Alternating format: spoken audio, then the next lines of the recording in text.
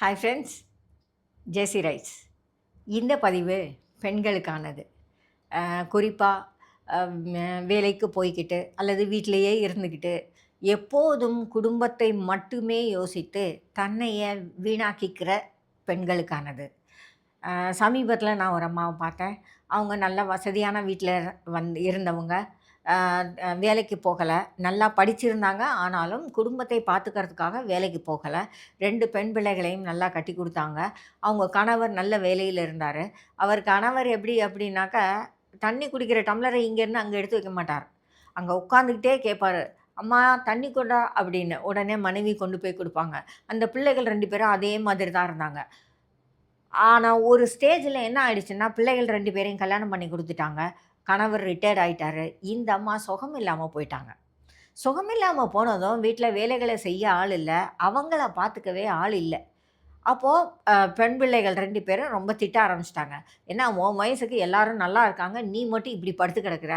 எந்நேரமும் படுத்திருந்தா உன்னைய நாங்க எப்படி வச்சு பார்க்கறது? எங்களால எல்லாம் உங்க கூட இருக்க முடியாதுன்னு." கணவர் அதுக்கும் மேல பேசுறாரு.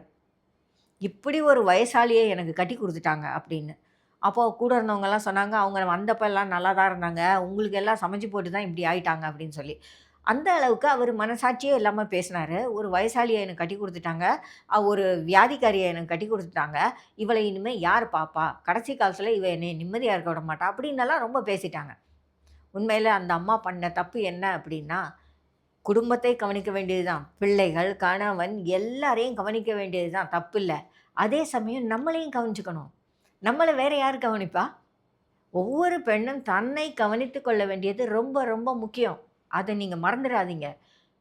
ஒவ்வொரு நாளும் முதல்ல நீங்க யோசிக்க வேண்டியது, உங்களுக்கு நீங்க என்ன செஞ்சிருக்கணும்? உங்களுக்கு என்னென்ன தேவை? அப்படிங்கிறத.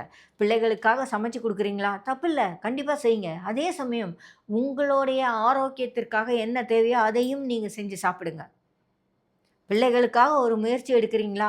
அது உங்களோட உடம்ப ரொம்பவும் பாதிக்காத மாரி பார்த்துக்கோங்க. நம்மளால சில விஷயங்கள பிள்ளைகளுக்கு செய்யாம இருக்க முடியாது தான். செய்வோம். அதே சமயம் நாம நம்மளுடைய ஆரோக்கியத்தையும் பார்த்துக்கணுங்கிறதுல ரொம்ப கேர்ஃபுல்லா இருங்க.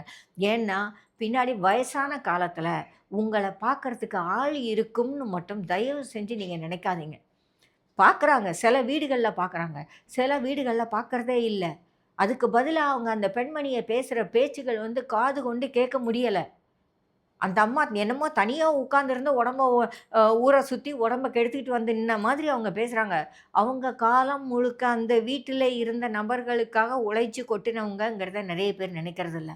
ஆகையினால பெண்களே தயவு செஞ்சு எத்தனை பேருக்கு நீங்க வேலை செஞ்சாலும் சரி, உங்க உடம்பையும், உங்க மனநிலைமையையும் நீங்க எப்பவுமே கவனத்துல கொள்ளுங்க. அதை எப்பவுமே கரெக்ட்டா வச்சுக்கோங்க. உங்கள நீங்க முதல்ல நேசிக்கணும். உங்கள நீங்க முதல்ல பாதுகாத்துக்கணும். அதுதான் உங்க வாழ்க்கைக்கான எதிர்காலம் பத்திரமாவும், சமாதானமாவும், சந்தோஷமாவும் இருக்கும். இல்லையானா எல்லார்கிட்டயும் பேச்சு வாங்க முடியாது. எல்லாருக்கும் நன்மைய செஞ்சுட்டு நாம பேச்சு வாங்கக்கூடாது. இல்லையா? எத்தன பேருக்கு என்ன செஞ்சாலும் உங்களையும் சேர்த்து நீங்க பார்த்துக்கோங்க.